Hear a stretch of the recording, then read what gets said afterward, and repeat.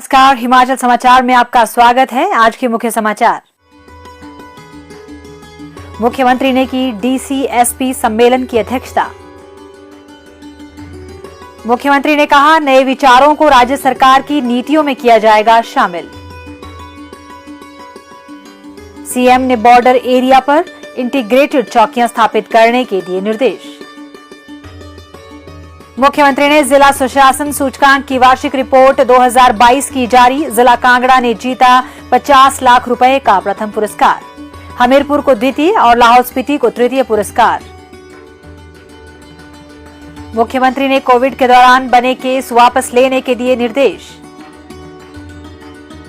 आपदा राहत कोष और मुख्यमंत्री राहत कोष में अंशदान। पुरानी पेंशन बहाली के सुखद परिणाम आ रहे हैं सामने। ठाकुर सुखविंदर सिंह सुक्खू को बताया कर्मचारी हितैषी मुख्यमंत्री। और अब समाचार विस्तार से। 3 वर्षों के बाद आयोजित प्रदेश के सभी जिलों के उपायुक्तों तथा पुलिस अधीक्षकों के सम्मेलन की अध्यक्षता करते हुए मुख्यमंत्री ठाकुर सुखविंदर सिंह सुक्खू ने राज्य सरकार की विभिन्न फ्लैगशिप परियोजनाओं की समीक्षा की और उनमें तेजी लाने के निर्देश दिए।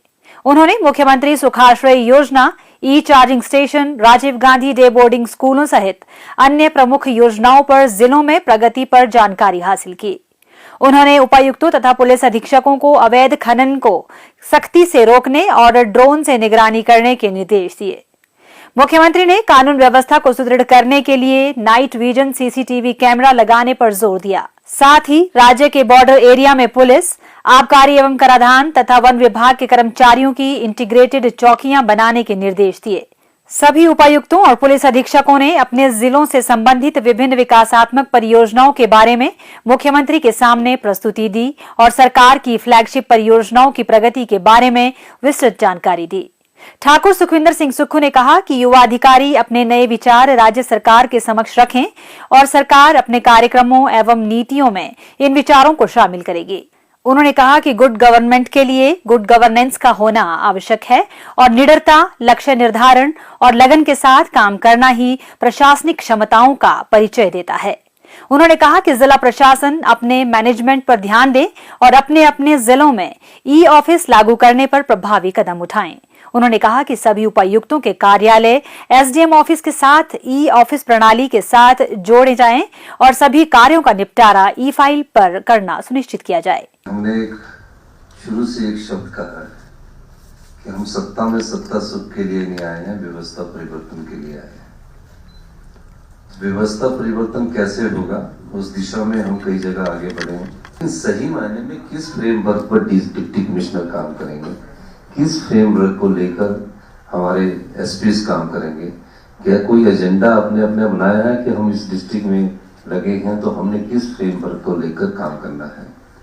आपकी मैन मैनेजमेंट बहुत अच्छी होनी चाहिए, क्योंकि पॉलिटिकल सिस्टम में लोग, डेमोक्रेसी में जब आप रहते हैं तो उसमें मैन मैनेजमेंट का पार्ट बहुत इंपॉर्टेंट होता है। पॉलिटिकल लीडरशिप से भी आपने इन्वॉल्वमेंट रखनी है, फिर लोकल लीडरशिप भी उसमें इन्वॉल्वमेंट रहती है, हर प्रकार का दबाव आप लोगों पर रहता है। लेकिन निडरता, लक्ष्य और अपने कार्य के प्रति अगर आपकी रुचि रहेगी तो निश्चित तौर पर मैं कह सकता हूँ कि हमारी प्रशासनिक क्षमता का परिचय होगा और गुड गवर्नमेंट के लिए गुड गवर्नेंस का परिचय होगा। और अब समय है, 40 साल पहले जिस इन्वेस्टमेंट को हमने इन्वेस्टमेंट के नाम पर किया, अब इन्वेस्टमेंट ड्रेन हुआ है हिमाचल का। और ऐसी कोई बात नहीं है कि हम अपने पांव पर खड़ा नहीं हो सकते, पर उसके लिए योग्यता आपकी है, क्षमता आपकी है और नियत ठीक होनी चाहिए। अगर हमारी नियत इस प्रदेश को आत्मनिर्भर बनाने की है तो निश्चित तौर पर हम आत्मनिर्भर बनेंगे।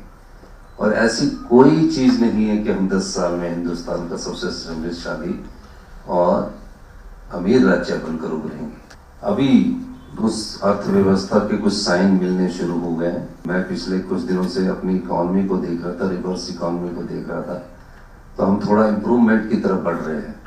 अब जब साइन इम्प्रूवमेंट की तरफ बढ़ रहे हैं तो निश्चित तौर पर हम सही बात पर आगे जा रहे हैं। जो हक हिमाचल का है, हिमाचल के लोगों का है, उस हक की लड़ाई हम लड़ेंगे किसी भी प्रकार से। चाहे मुझे दिल्ली में प्रधानमंत्री जी से बात करनी पड़े, आर.के. सिंह जी से मेरी परसों बात हुई है वाटर से, क्योंकि हमारे पास सिर्फ 2 रिसोर्स है, और हम ग्रीन इंडस्ट्रीज को बढ़ावा देना चाहते हैं। कैटेगराइज कर रहे हैं हम इंडस्ट्रीज को। पहली वो इंडस्ट्री है जिसमें ग्रीन इंडस्ट्रीज आएगी, हॉस्पिटलिटी सेक्टर आएगा, टूरिज्म सेक्टर आएगा, हाइड्रो सेक्टर आएगा, फूड प्रोसेसिंग सेक्टर आएगा, आईटी इंडस्ट्रीज आएगी। इसको हम कैटेगराइज कर रहे हैं। लेकिन इन सब चीजों के लिए हमारे पास इंफ्रास्ट्रक्चर नहीं है। हम इंफ्रास्ट्रक्चर की तरफ सोच ही नहीं पा रहे। तो हमने कांगड़ा के एयरपोर्ट को और हेलीपोर्ट से जोड़ने की दिशा में भी स्पीड ऑफ काम कर रहे हैं। शिक्षा में गुणात्मक सुधार हो, गांव के बच्चे में विश्वास का पैदा होगा जब उसको सुविधाएं मिलेंगी। शहर के बच्चे और गांव के बच्चों में अंतर क्यों है? कि सुविधाओं की कमी है। उस दृष्टि से हमारी सरकार कर रही है। मेडिकल साइंस में मेडिकल टेक्नोलॉजी का इस्तेमाल करके हम आगे बढ़ रहे हैं।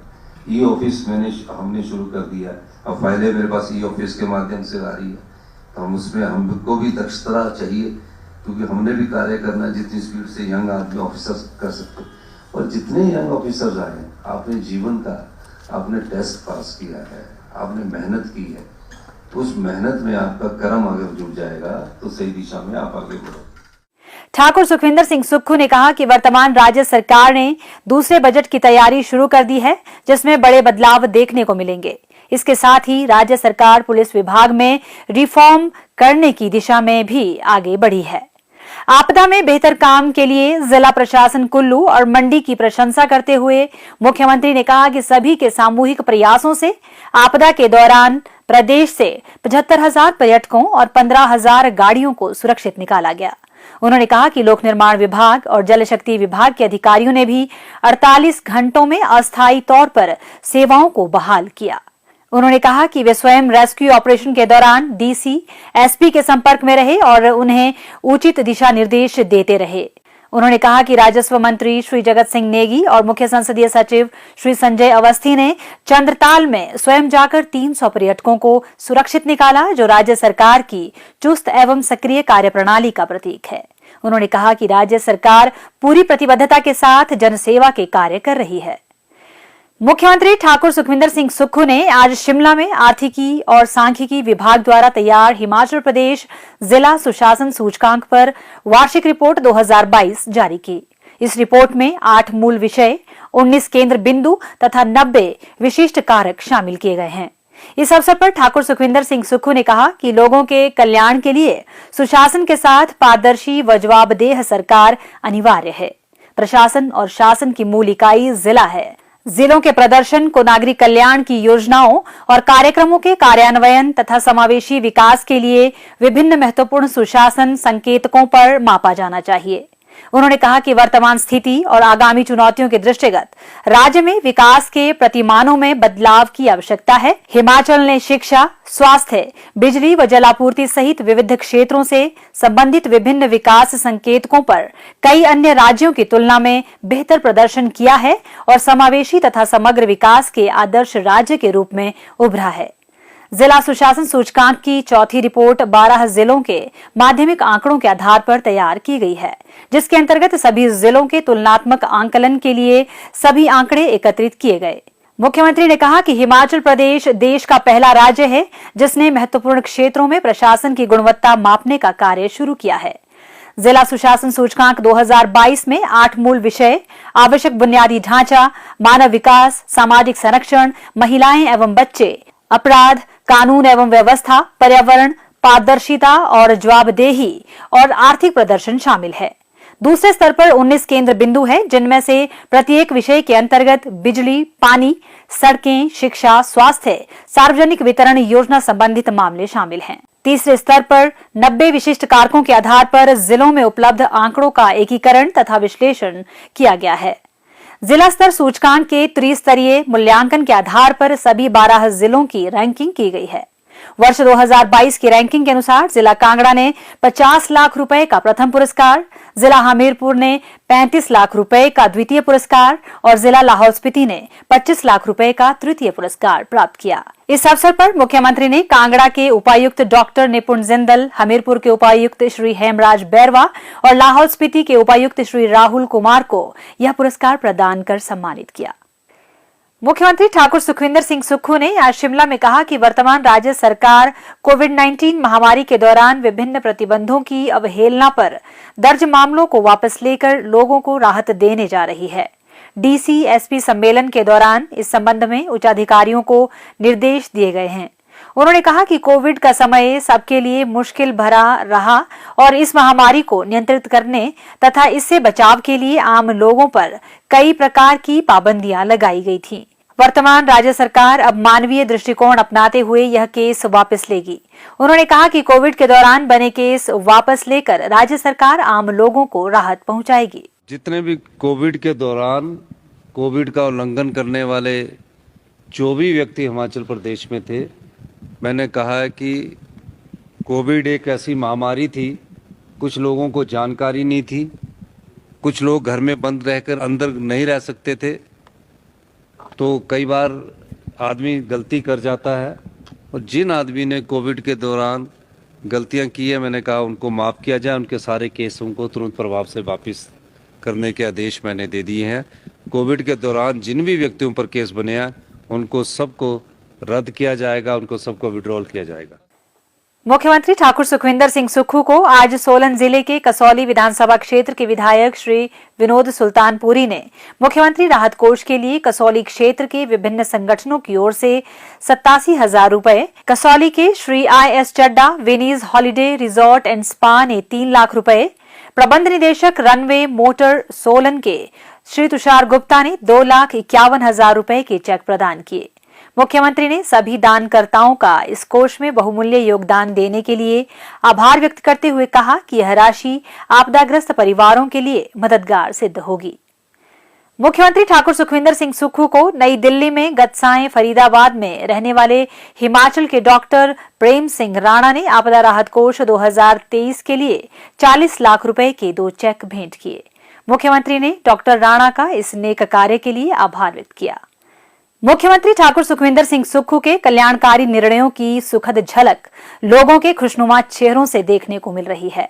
पुरानी पेंशन बहाली के कर्मचारी हितैषी फैसले से लोगों के जीवन में सुखद बदलाव आ रहे हैं। जिला मंडी के श्री चिंतराम शास्त्री के बैंक खाते में पुरानी पेंशन के तहत 36,850 रुपए जमा होने का मैसेज जब मोबाइल पर आया तो वे और उनका पूरा परिवार खुशी से झूम उठा। खुशी से गदगद पूरा परिवार मुख्यमंत्री का धन्यवाद करता नहीं थक रहा। सन 2017 में राजकीय वरिष्ठ माध्यमिक पाठशाला किलिंग से सेवानिवृत्त हुआ। जब मैं सेवानिवृत्त हुआ तो जो NPS के तहत मुझे एक बहुत ही बड़ा झटका लगा, क्योंकि जिस वेतनमान को मैं ग्रहण कर रहा था दौरान सर्विस और सेवानिवृत्ति के बाद मुझे एकदम 1770 NPS के तहत मिलने लगा, जो कि एक बहुत ही ऐसी बात थी कि उससे गुजारा करना बहुत ही मुश्किल था। तो आज मुझे जो पेंशन है वो 36,850 रुपये जब मेरे खाते में आई तो मैं बड़ा गदगद हुआ।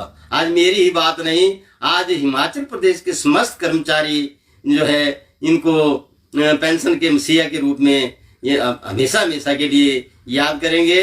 और भगवान से हम कामना करते हैं सभी कर्मचारी, और मैं भी कामना करता हूं कि इनकी दीर्घायु हो और ये हिमाचल में जो ये निर्णय ले रहे हैं ऐसे ऐतिहासिक निर्णय और दूसरे भी निर्णय इन्होंने आपदा के वक्त और नारियों के सम्मान के लिए तथा हमारे जैसे सुख आश्रय जैसी योजनाएं और दूसरी जितनी भी योजनाएं हैं उनको जो है बहुत ही अच्छे ढंग से अमली जामा पहना रहे हैं। मैं इस OPS के तहत जो इन्होंने ऐतिहासिक निर्णय लिया, मैं आदरणीय मुख्यमंत्री महोदय जी का और उनकी कैबिनेट का जो है बहुत बहुत धन्यवाद करता हूं और हमेशा इनके ऋणी रहेंगे।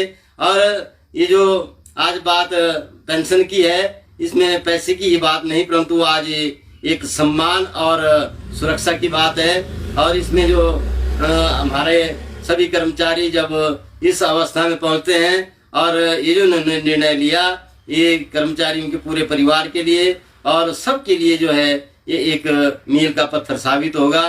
और इससे जो है जो हमारे जितने भी सेवानिवृत्त कर्मचारी है वो लाभान्वित होंगे। मुख्यमंत्री के जनहितैषी निर्णयों की एक लंबी सूची है जिससे लोगों के जीवन में सकारात्मक परिवर्तन आ रहे हैं। प्रदेशवासी मुख्यमंत्री में एक जननायक की भूमिका देख रहे हैं।